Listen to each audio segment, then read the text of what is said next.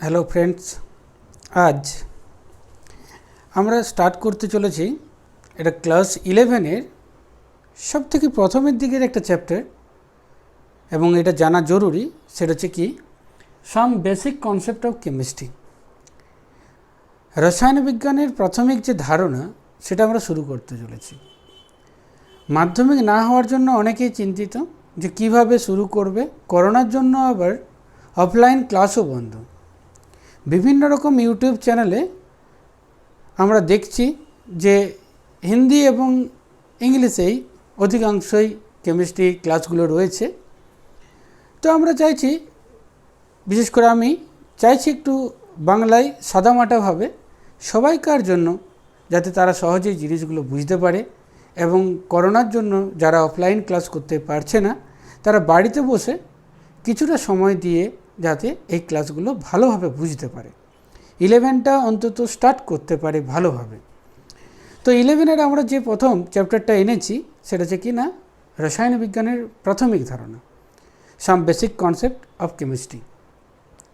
এই চ্যাপ্টারটা যদি তোমরা রেগুলার ফলো করো তাহলে ক্লিয়ারলি বুঝতে পারবে যে তিনটে ক্লাসের মধ্যে এই চ্যাপ্টারটা পুরোপুরি কমপ্লিট হয়ে যাবে।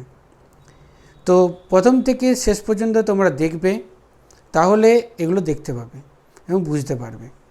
এখন এই চ্যাপ্টারটা যেটা নিয়ে স্টার্ট করছি, এই চ্যাপ্টারটা কি নিয়ে, আসলে পূর্বপাঠের পুনঃ আলোচনা যেমন আমাদের প্রত্যেক ক্লাসের শুরুতে থাকতো, তো এখানেও সেরকম। এই চ্যাপ্টারে কিছু কিছু টপিক আমরা এমনভাবে আলোচনা করব, আগামী দিনে যখন অন্য চ্যাপ্টারের ক্ষেত্রে এই টপিকগুলো আসবে তখন আলাদা করে আর বোঝার প্রয়োজন হবে না। এগুলো বিভিন্ন চ্যাপ্টারে আবার আগামী দিনে থাকবে, তাই সেই টপিকগুলো আমরা ভালোভাবে বুঝব, তাহলেই আমাদের কেমিস্ট্রি সম্পর্কে যে প্রাথমিক ধারণা প্রয়োজন সেটা ভালো লাগবে এবং সেটা আমাদের হবে। তো সবাই মন দিয়ে শুনবে। তাহলে আমরা শুরু করছি রসায়ন বিজ্ঞানের যে প্রাথমিক ধারণা, চ্যাপ্টার 1 ক্লাস 11-এর জন্য, সেটা হচ্ছে এটা। এই চ্যাপ্টারে আমরা কভার করার চেষ্টা করব ছোট ছোট যে টপিক বা ইউনিটগুলো আছে সেগুলোর মধ্যে থেকে 1 নাম্বার আমরা পড়ব সিগনিফিক্যান্ট ভ্যালু বা বলা যেতে পারে সিগনিফিক্যান্ট ফিগার। এটা একটা সংখ্যার মতো, সিগনিফিক্যান্ট ফিগার। নাম্বার 2 আমরা আলোচনা করব এই চ্যাপ্টারের মধ্যে লিমিটিং রিয়েজেন্ট। এই চ্যাপ্টারের মধ্যে আমরা নিয়ে আসছি, পরপর একটার পর একটা নিয়ে আসব লিমিটিং রিয়েজেন্ট। নাম্বার 3 এর ব্যাপারে আমরা জানব তুল্যাঙ্ক ভার বা ইকুইভ্যালেন্ট ওয়েট। এটা হচ্ছে ইকুইভ্যালেন্ট ওয়েট। এরপরে আমরা পড়ব এখানে এম্পিরিক্যাল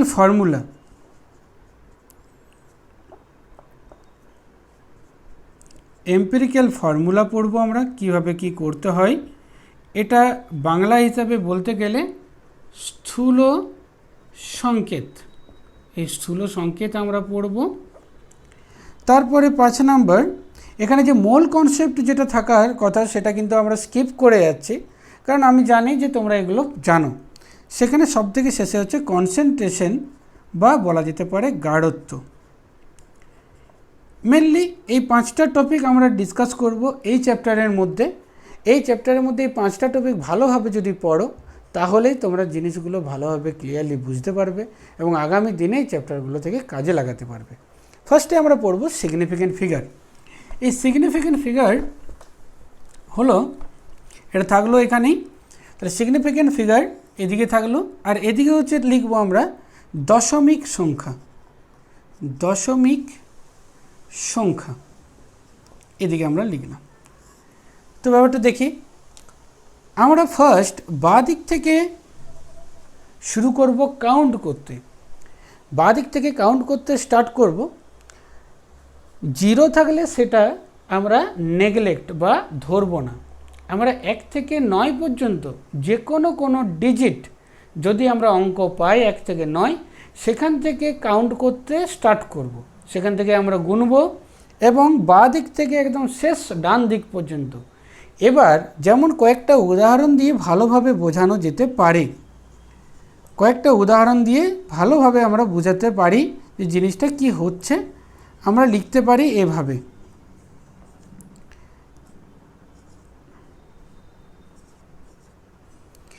এটার ক্ষেত্রে কীরকম হচ্ছে আমরা এই কয়েকটা লিখেছি। যেমন ধরো আমরা বলতে পারবো যে এখানে ফার্স্টে বাঁ দিকে যে ডিজিটটা আছে সেটা হচ্ছে 0, তাহলে এটা ধরার দরকার নেই। তারপরে দশমিকটাকে বাদ দিয়ে দেওয়া যাবে, এখানে আছে কোনো অসুবিধা নেই। তারপরেরটা আছে আবার 0, তাহলে সেটাকেও ধরার দরকার নেই, কাউন্ট করার দরকার নেই, গোনার দরকার নেই। 1 আছে, হ্যাঁ এবার আমরা কাউন্ট করতে স্টার্ট করব। 1, তারপরে আছে আবার 0, তখন কিন্তু ডান দিকে যদি 0 থাকে কাউন্ট করার পরে অবশ্যই সেটাকে গুনব। 1, 2, তাহলে এটা হয়ে গেল সিগনিফিক্যান্ট ফিগার হয়ে গেল 2। তো এবার নিজেরা ট্রাই করে দেখতে পারো যে এখানে যেহেতু ফার্স্টে আছে 1, তাহলে এটা স্টার্ট করা যেতে পারে। তাহলে আমরা কি করছি 1, তাহলে একটি, তারপরে তো 2, 3, 4, তাহলে এটা বুঝলাম যে 0 যদি বাঁ দিকে প্রথমে থাকে তাহলে এটা গোনার দরকার নেই। কিন্তু যদি ডান দিকে থাকে বা কাউন্ট করতে যখন আমরা স্টার্ট করে নিয়েছি তারপরে যাই ডিজিট থাকুক না কেন তাহলে সেগুলোকে আমরা কাউন্ট করব। এখানে 1, 2, 3, 4 হয়ে গেল 4। আচ্ছা এর পরেরটা তোমরা নিজেরা বলো। 0 আছে, বাদ দিলাম। 0 আছে, বাদ দিলাম। 1 থেকে স্টার্ট করব, তাহলে 1, তারপরে জিরোগুলোকে ধরবো 1, 2, 3, তারপরেগুলো কি আছে না 1, 2, 3, 4, 5, এখানে আছে 0, কাউন্ট করা স্টার্ট করার দরকার নেই। 1, 2, 3। এবার আমাদের কি হয়, মাঝে মধ্যে কখনো কখনো 10 টু দি পাওয়ার কোনো কিছু দেয়া থাকতে পারে। যেমন ধরো 6.023 ইন্টু 10 টু দি পাওয়ার 23, এটা আমরা কি লিখলাম, অ্যাভোগাড্রো নাম্বারটা লিখলাম। এই অ্যাভোগাড্রো নাম্বারটা লেখার সাথে সাথে আমাদের এই 10 টু দি পাওয়ার যা থাকবে এটাকে লেখা ধরা চলবে না, কোনো কিছু চলবে না। যেমন এখানের থেকে আমরা বুঝলাম 1, 2, 3, 4, তাহলে এটা হয়ে গেল 4।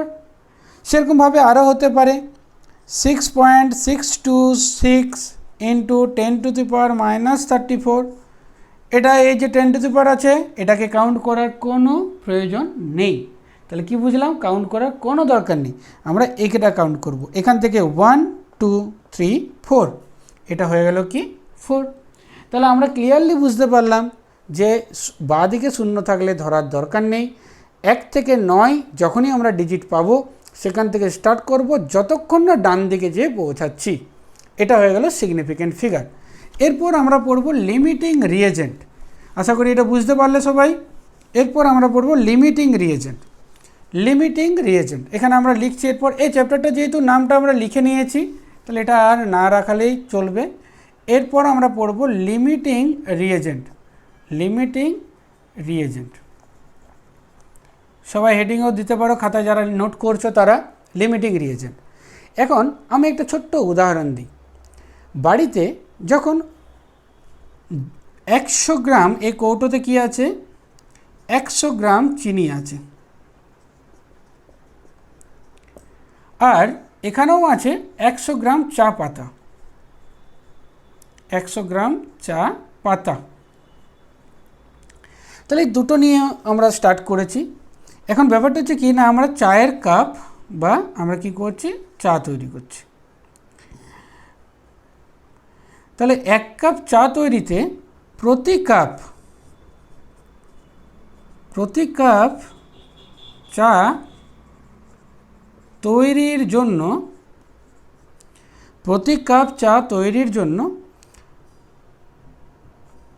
10 গ্রাম চিনি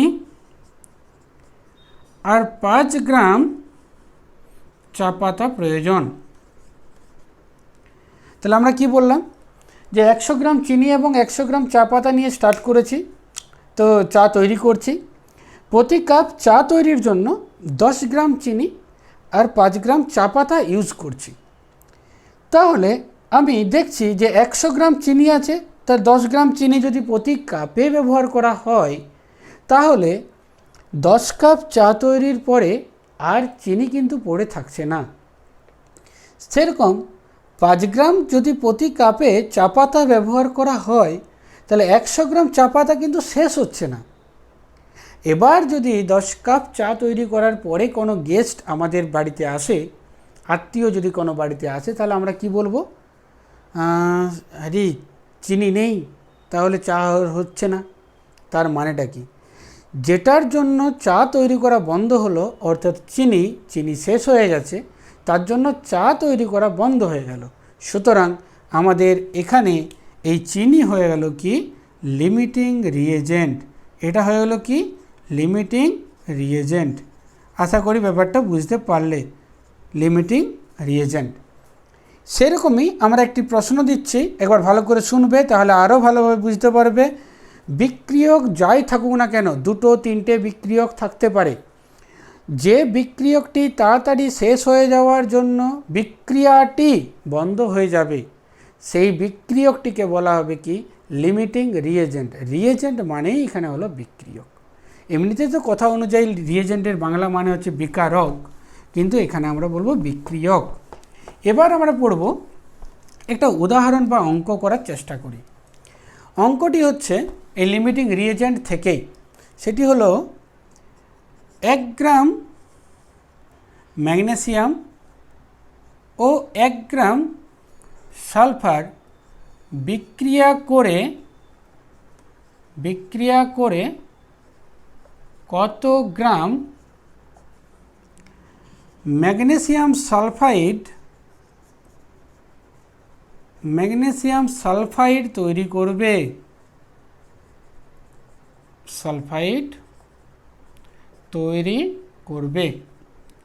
তাহলে আমাদের 1 গ্রাম ম্যাগনেসিয়াম আর 1 গ্রাম সালফার দেওয়া আছে, বিক্রিয়া করে কত গ্রাম ম্যাগনেসিয়াম সালফাইড তৈরি করবে। এখন এখানে বিক্রিয়াটা লিখি, ম্যাগনেসিয়াম যুক্ত সালফার, এখানে লিখছি ম্যাগনেসিয়াম সালফাইড MgS।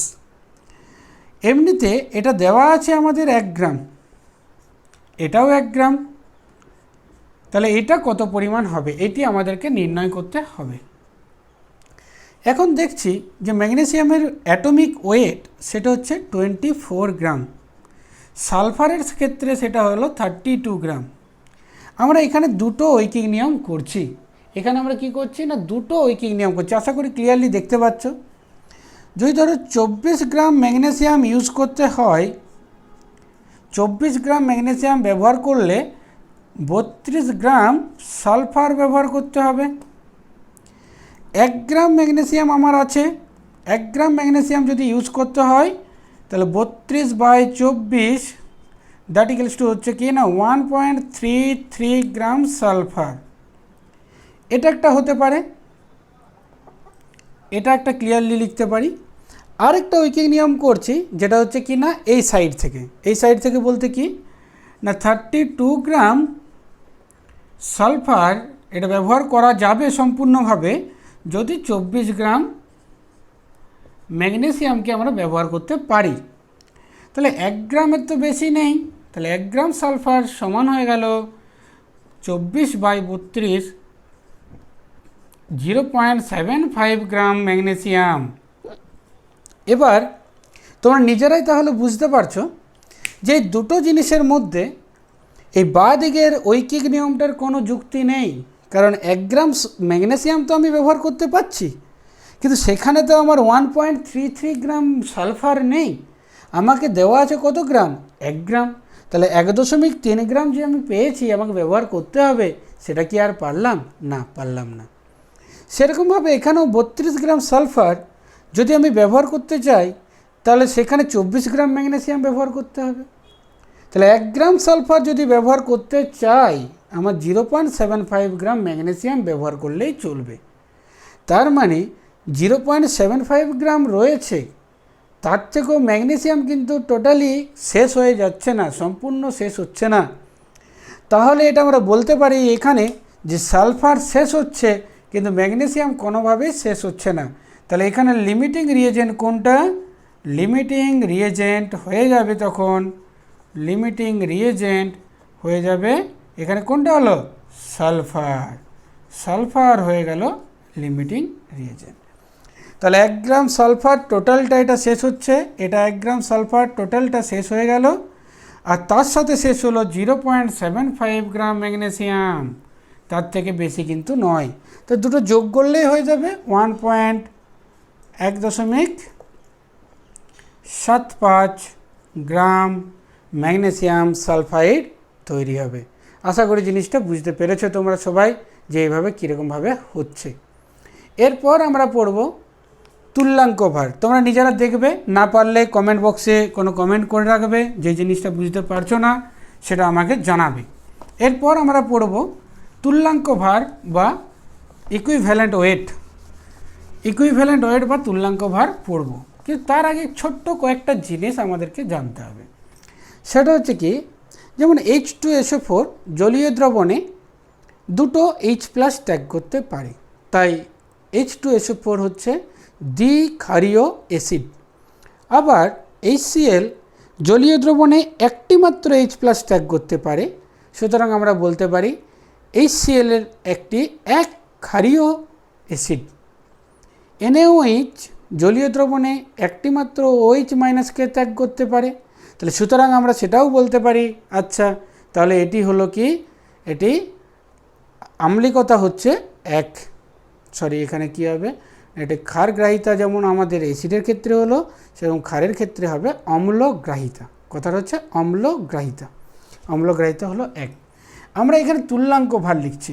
এখানে আজকের আমাদের পয়েন্ট হচ্ছে তুল্যাঙ্ক ভার। এখানে আমরা লিখব ইকুইভ্যালেন্ট ওয়েট। ইকুইভ্যালেন্ট ওয়েট এই তুল্যাঙ্ক ভারের ইংলিশ সমান হচ্ছে মোলার মাস, আণবিক ভর,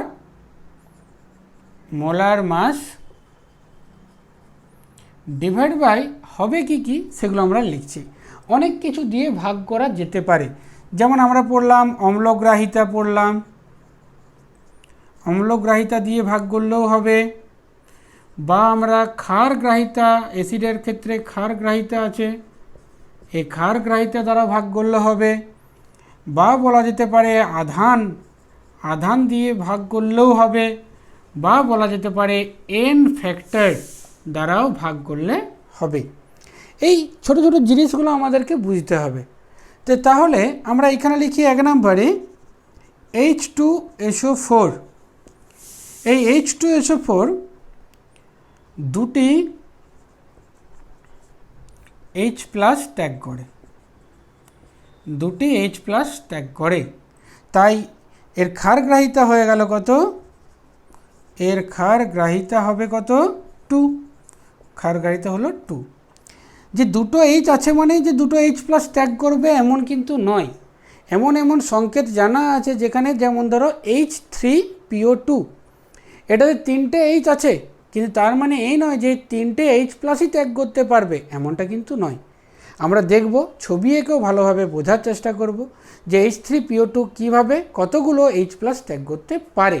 এখন আমরা দেখি এই M হচ্ছে কি না 1 × 2, কারণ হাইড্রোজেনের জন্য 1 আর দুটো হাইড্রোজেন আছে।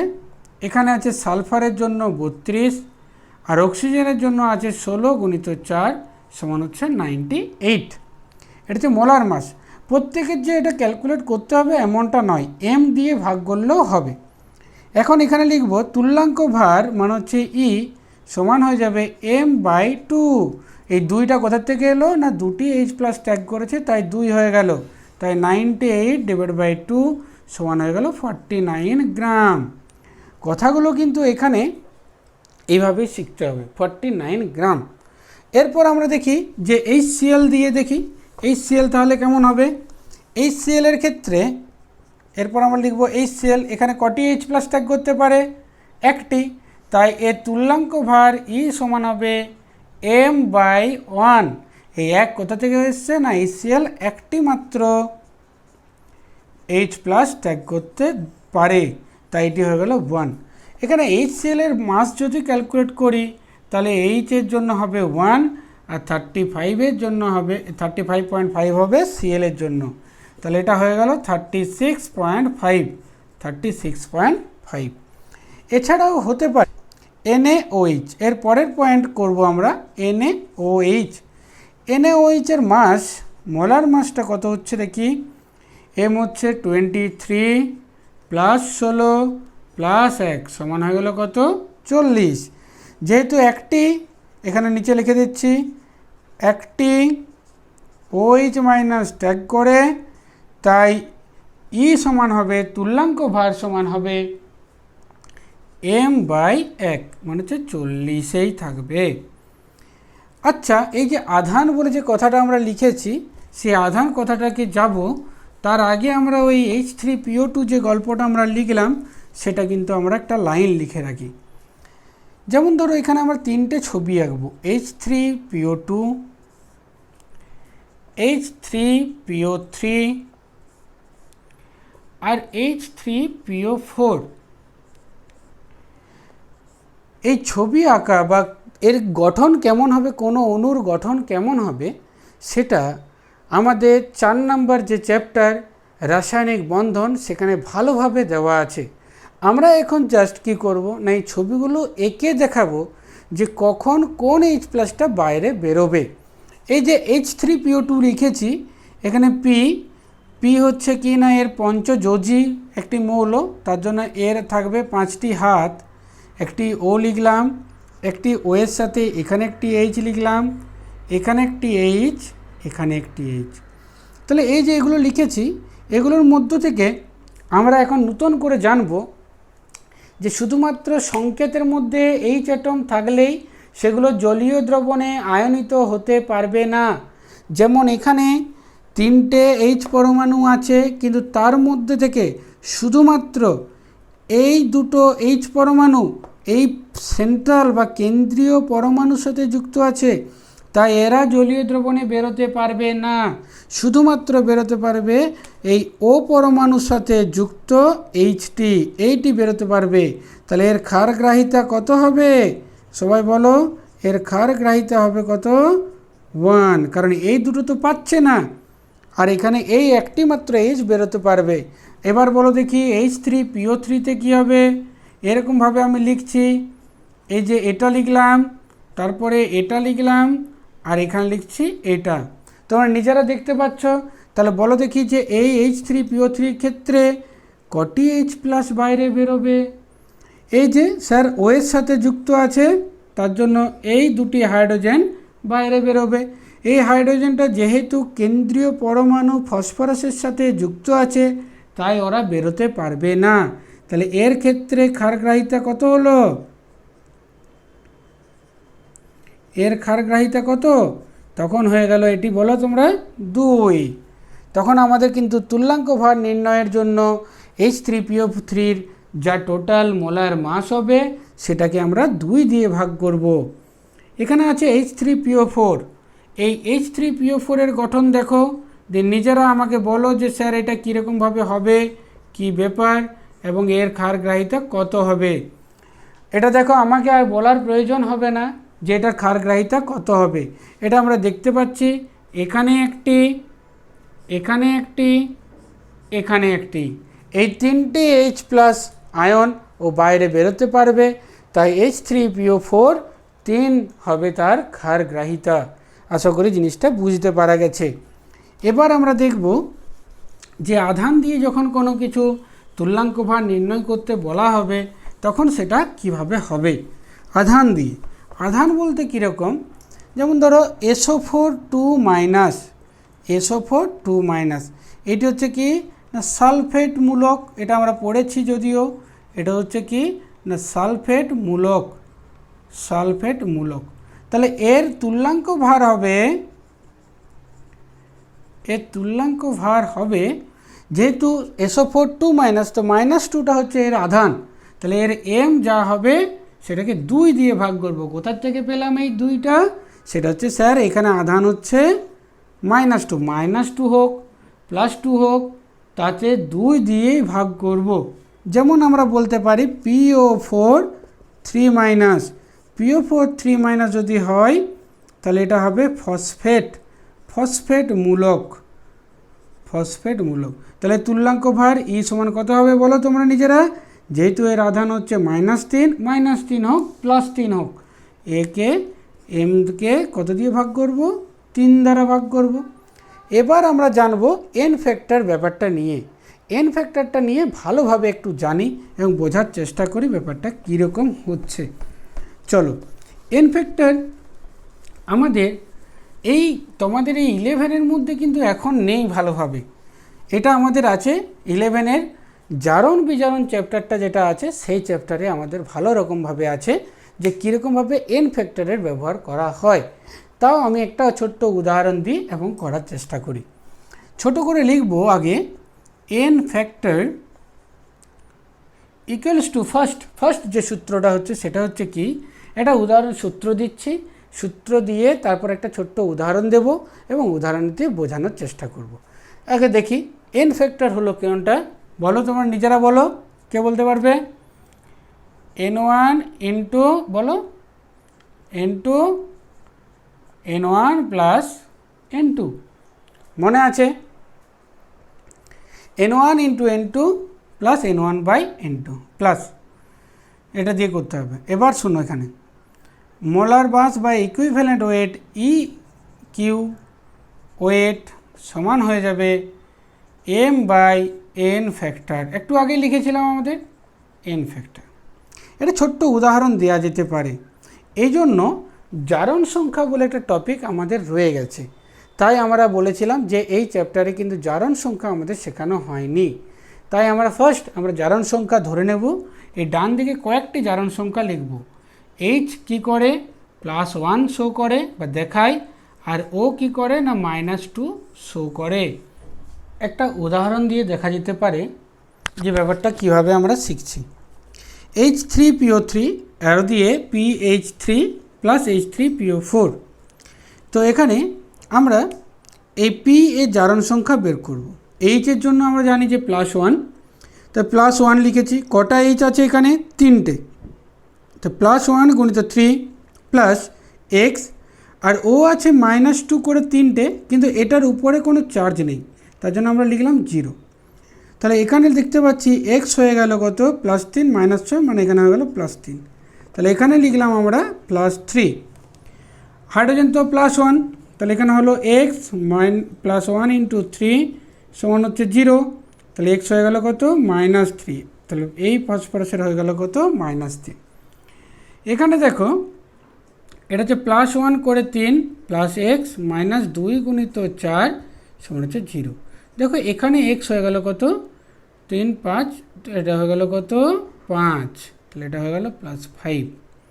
তার মানে এটা আমরা ক্লিয়ারলি বুঝতে পারছি যে এখানে যেটা আমরা শিখলাম সেটা হচ্ছে কি না, এই ফসফরাস এই নিচেগুলো মুছে দিচ্ছি কারণ এটা তোমাদের দেখতে পাচ্ছ।